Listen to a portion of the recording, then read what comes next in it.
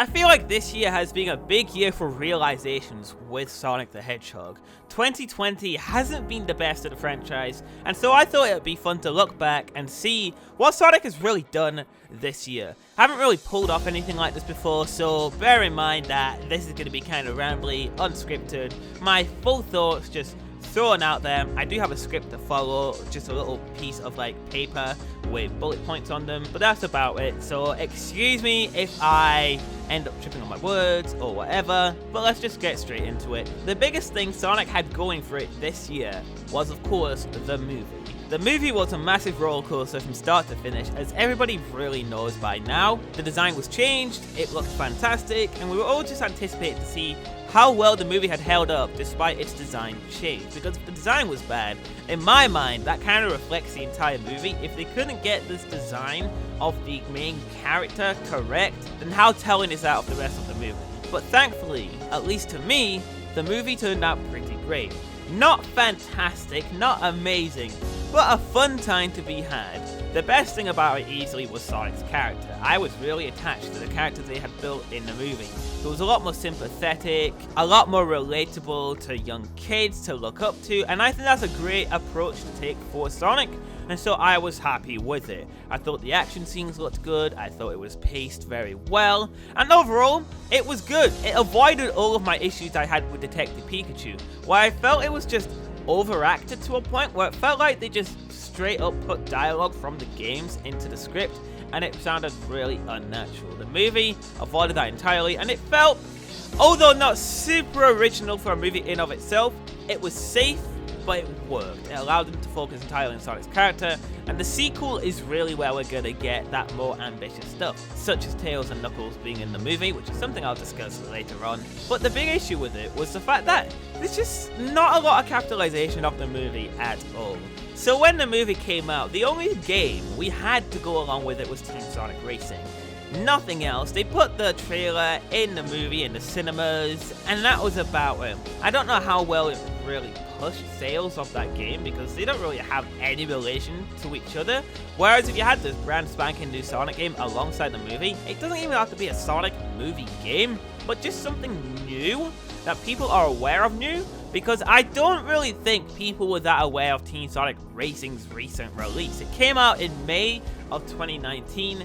That's kind of new, but I just don't think people realized it due to the lack of marketing that game had, which is something I've discussed many times in the past, so we don't need to go over that here. So I think that did hinder Sonic's overall reach to the audience, to the masses. Saying that, the movie did fantastically. It sold around, I think it made $360 million worldwide. I think they'll quote me on that exactly, but it was around that number, and that's pretty great. That makes me happy as a Sonic fan. I loved seeing the fact that Sonic was just spread over the posters in public and everything. He was finally back in the spotlight, and that just feels really good as a Sonic fan myself. I want Sonic to be as popular as he humanly can be, and so with the movie, I feel like that's the peak of Sonic's popularity for a long while, and I'm really hoping with the sequel, the same thing happens again, and I have no doubt in my mind that it will.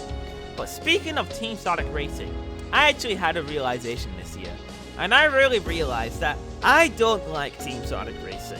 When the game first came out, I was fine with it. I thought, okay, even though it reuses zones and everything, the music is still top notch, and the game works. It had a cool idea. But now going back to it, playing it with my friends like Jeb of JebTube, I really realized that it doesn't really go anywhere. The quality just isn't there for me. It really feels like they had the smallest budget in the world and had to reuse every asset they possibly could, like the character models, like the zones, and it just gave it this cheap plasticky look that I just didn't dig.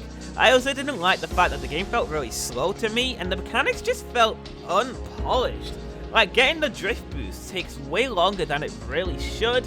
When you do a trick off of the sky onto the ground, the boost doesn't carry, you keep it until you let go of the drift button, and it felt wrong to me. It really felt wrong.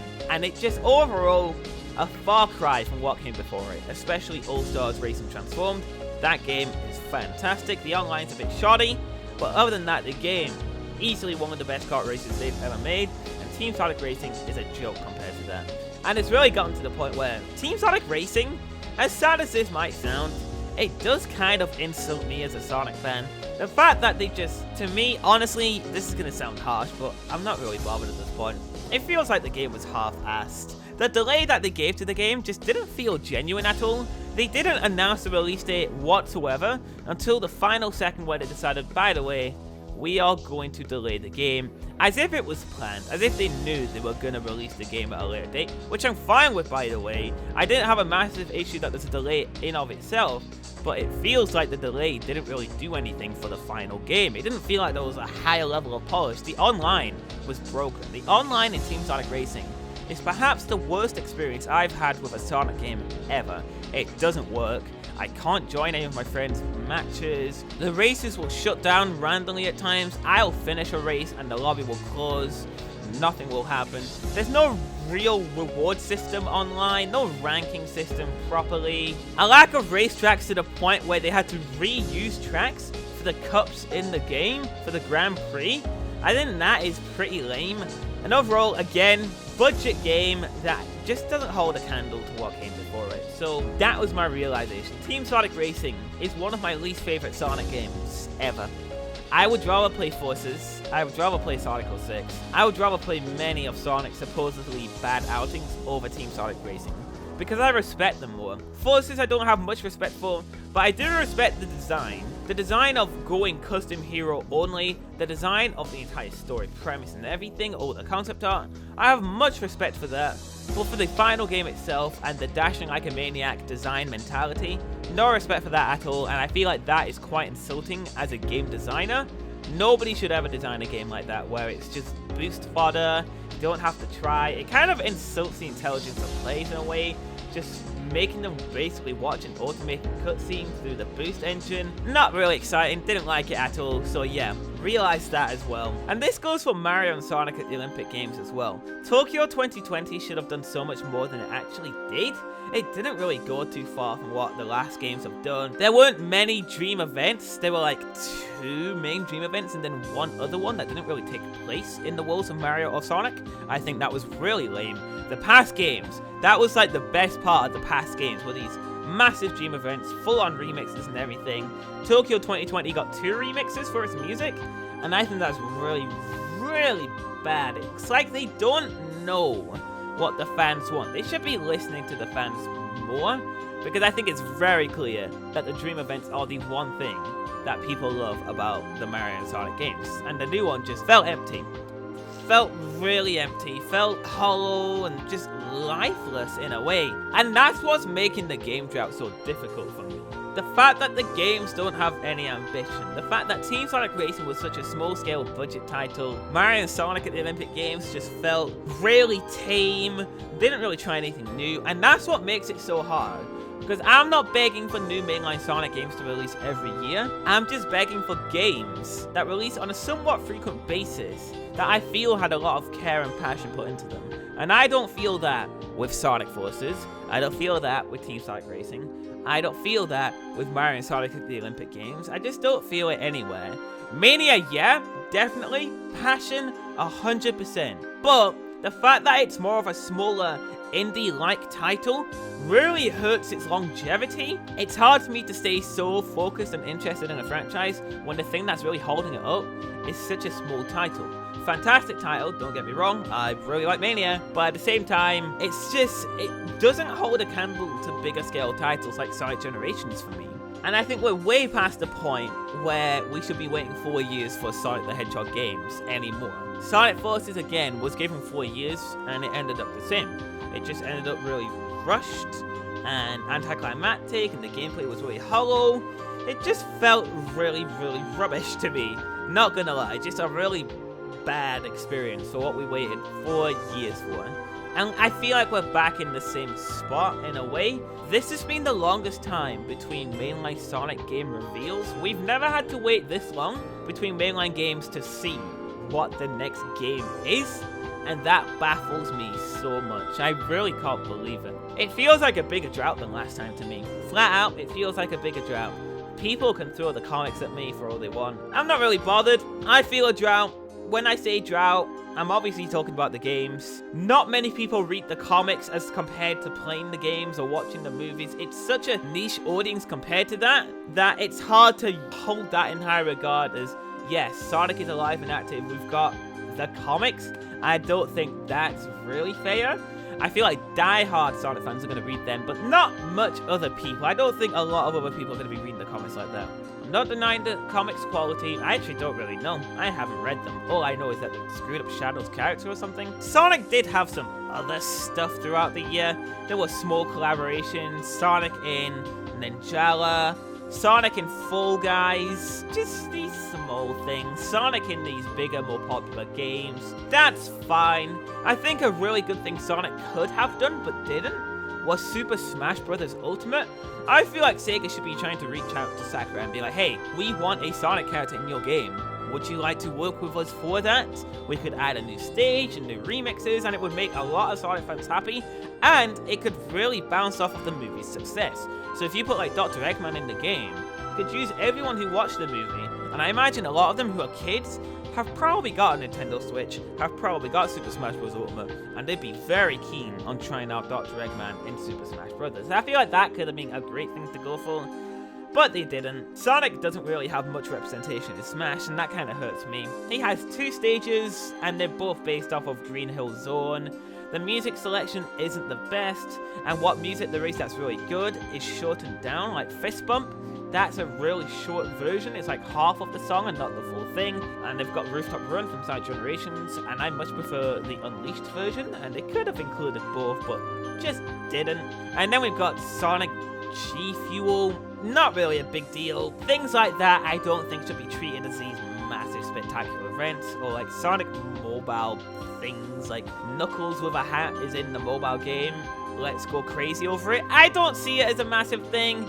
I think we maybe give Sega too much credit for things like that. I think we should be holding them to a bit of a higher standard than that. I mean, I'm not denying that it's cool. Like, sure, you can definitely enjoy it. That's not what I'm saying. I don't get excited for things like that. And I think if Sonic was back in like 2010, I don't think many other people would be either, because they'd be expecting, you know, a new game to come out like Sonic Generations, or Sonic and All-Stars Racing Transformed, or Sonic 4 Episode 2, all these different Sonic things, games to get invested in. I don't feel like we have that anymore with the franchise, so that's why I'm hoping 2021 delivers. But this year has really proved to me that we don't know what's happening in 2021, and I'm gonna go in negatively. I don't care if that sounds too pessimistic for you, but I've got nothing to show me that Sonic is in a good spot. The movie really is the only thing, and that's a completely separate thing from the games. None of the games have shown me that Sonic Team, Sega really have massive trust in Sonic anymore. It just seems like these smaller scale titles just to fill the void rather than these big events, because you can still make these side games excellent. Again, Sonic used to do this all the time. You had Sonic Rush and Sonic Rivals and the Mario and Sonic games that used to be way bigger in scale. Sonic has had side games that have felt way bigger than these recent ones, and they're not a bad way to fill the gaps between big mainline releases. Again, if the big mainline games were actually fantastic and they looked like they had a big development cycle, and then in between that we had the more budget yet not super rushed titles that were still excellent in quality, there'd be no complaints for me. My complaint has never been the amount of time, it's been the amount of time plus what we get in the end product, what the time has actually developed. And most of the time it is developed just mediocre experiences, and that's where my issue with Sonic lies. What else has Sonic done? Sonic has done music. They've uploaded some cool demo music from Sonic Adventure 2. I really appreciate that, but it's kind of lame that the only reason we got it was for charity. Not denying the charity, that's fantastic, but the fact that they wouldn't release it any other way is a bit weird. And then I also find it suspicious that they monetized that music. So people donated to charity, their charity live streams, to get the music. And then when they upload the music, they also monetize that music. So unless the ad revenue from those music videos they got is going to charity, then that seems a bit suspicious to me. I'm not really a fan of that. And then you've also got the fact that they stole fan art for Twitter and they didn't address it publicly. Like, they didn't apologize or anything. Like, we are so sorry we did this. We had absolutely no idea. It was someone internally who got the art. We have no clue what happened. This will not happen again. They just didn't address it at all and instead deleted their tweet and just ignored it from there. I wish Sonic was more transparent like that, because I trust that Sega is more open with fans by letting the fan games and stuff just happen. They own DMCA games and such, so I was hoping that Sonic Official, with all their like memes that I don't like whatsoever, that they're trying to be more relatable, that they'd be more open with stuff like that rather than corporate such as Nintendo, but just no, they ignored it. So that doesn't give me any hope. That made me feel pretty disappointed in the company. And then there's also like the sales of Sonic. I was hoping the movie would like revitalize the series and like give it this massive blowout success, but from the sales we saw, that didn't really happen. It's not like the sales were god awful. For no games coming out, the sales were fine, but for a movie, a massive successful movie coming out, I would argue the sales should have been way higher than they were. So I just hope that the movie has revitalized people's interest in new Sonic games, but looking at the sales we got now, I don't really have much hope for that. And we also got like the fact that Sonic sold 1 billion lifetime sales, which people keep on throwing about as this big number, like look how much games Sonic has sold. But I don't think total franchise sales really shows how well Sonic is doing in the modern age. It doesn't show how well Sonic is doing today.